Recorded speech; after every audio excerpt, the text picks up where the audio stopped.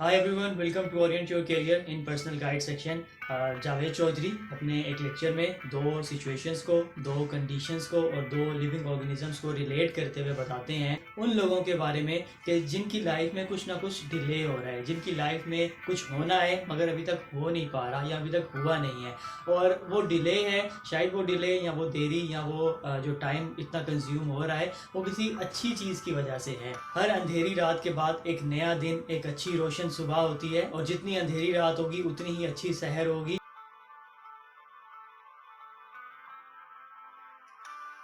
हर गहराई के बाद ऊंचाई है और हर नाकामी के बाद एक कामयाबी है। यह इंसान को समझना बहुत ज़रूरी है। और अगर आज किसी वजह से कुछ ऐसी कंडीशंस हैं, कुछ ऐसी सिचुएशंस हैं जिनकी वजह से वो अपने आप को नीचे गहराई में, अंधेरे में महसूस करता है, तो इसका हरगिज़ यह मतलब नहीं कि उसकी पूरी ज़िंदगी इसी एक सिचुएशन में रहेगी।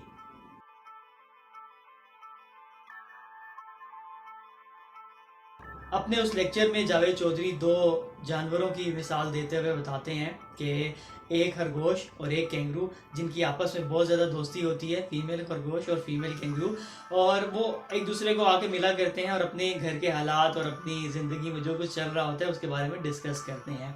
तो जो खरगोश होता है वो काफ़ी क्यूरियस होता है इस चीज़ के बारे में कि मेरी लाइफ इस कैंगरू की लाइफ से थोड़ी सी डिफरेंट क्यों है और मेरी लाइफ में सब चीज़ें जल्दी जल्दी क्यों हो जाती हैं, जबकि इस कैंगरू की लाइफ में देर क्यों हो रही है या देर किस बात की या किस वजह की बेस पे है। जब भी वो फीमेल रेबिट मिलने आए अपने उस कैंगरू दोस्त से, तो अपनी वो सिचुएशन बताई कि मेरे जो फैमिली है और जो मेरा पूरा ख़ानदान है वो इतना ग्रो कर गया है। मेरे बच्चे जो पहले कम थे अब ज़्यादा हो गए हैं। मेरे बच्चे जो पहले छोटे थे अब बड़े हो गए हैं। मेरे बच्चे जो पहले कोई अपना काम नहीं कर सकते थे तो अब वो अपने सारे काम खुद से कर लेते हैं, मुझे उनकी केयर करने की ज़रूरत नहीं है। ऑन द अदर हैंड, जब वो रेबिट उस कैंगरू को या उस कैंगरू के बच्चे को देखती थी तो उसको ये सवाल उसके माइंड में ज़रूर आता था कि क्या वजह है कि मेरे बच्चे जो 1 महीने में, 2 महीने में, 3 महीने में बड़े होके बिल्कुल इंडिपेंडेंट हो जाते हैं, जबकि इस कैंगरू का बच्चा जो 15 से 17 18 माह लेता है बड़े होने में और उसको बाहर आने में। तो ये सवाल वो फीमेल रैबिट उस कैंगरू से, फीमेल कैंगरू से हमेशा किया करती थी कि मेरे बच्चे तो इतने बड़े हो गए हैं, आपका बच्चा, एक बच्चा अभी तक वो ज़मीन पे नहीं आया, अभी तक वो बड़ा क्यों नहीं हुआ, अभी तक वो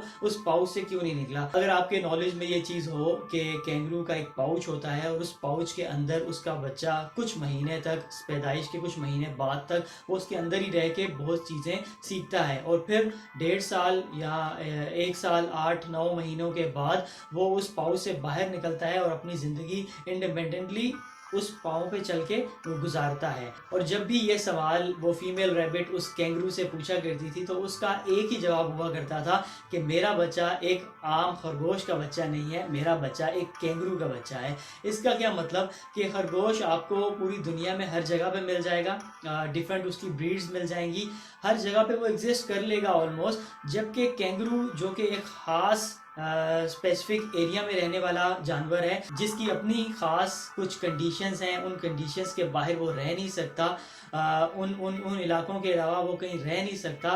तो ये सब चीज़ें उसको यूनिक बनाती हैं। उस कैंगरू की जो ब्यूटी है वो उसकी यूनिकनेस है। यही चीज़ वो कैंगरू उस रैबिट को समझाया करती थी कि the beauty of my baby is the uniqueness of it. यही वजह है कि इस कैंगरू को ये चीज़ एक स्पेशल और रेयर ब्रीड कहलवाती है।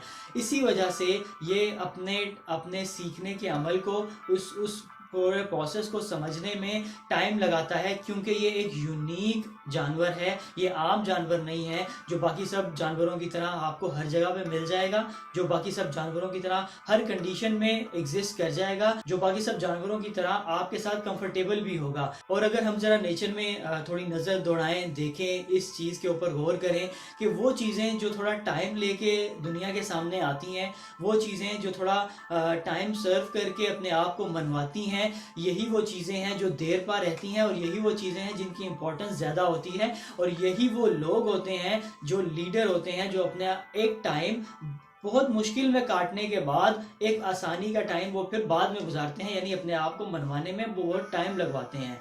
तो ये जो टाइम जो आज किसी वजह से डिले है, ये जो टाइम जो आज किसी वजह से रुका हुआ महसूस होता है, ये जो कंडीशंस जो आज किसी वजह से ना होने के बराबर नज़र आती हैं, ये असल में कंट्रीब्यूशन है उस चीज़ के बारे में, उस फाइनल प्रोडक्ट के बारे में जो आपने कल जाके बनना है। हीरे को अगर आप देखें तो वो आम पत्थरों की तरह आपको हर जगह पे नहीं मिलेगा, उसके बनने का एक अलग प्रोसेस है, कैंगरू की तरह टाइम लेता है, इसीलिए वो यूनिक है। इस दुनिया की हर चीज़ जो टाइम लेती है, जो यूनिक है, उसकी इम्पोर्टेंस है। तो सब्र के साथ इंतज़ार कीजिए। मैं ये नहीं कहूँगा कि जो टाइम आपका आज लग रहा है वो आपका टाइम वेस्ट है, बल्कि वो टाइम आपका कंट्रीब्यूट कर रहा है उस सक्सेस की तरफ जो आपको कल मिलने वाली है।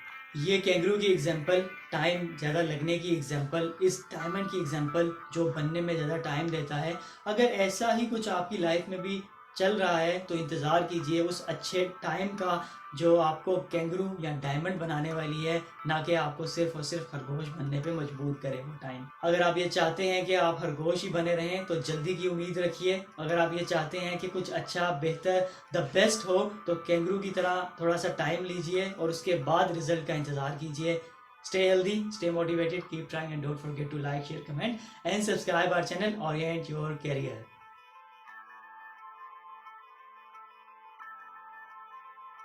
ये तो नेचर का असूल है, आसानी से मिल जाने वाली कोई चीज़, आसानी से बन जाने वाली कोई चीज़, उसकी हकीकतन कोई वैल्यू भी नहीं होती।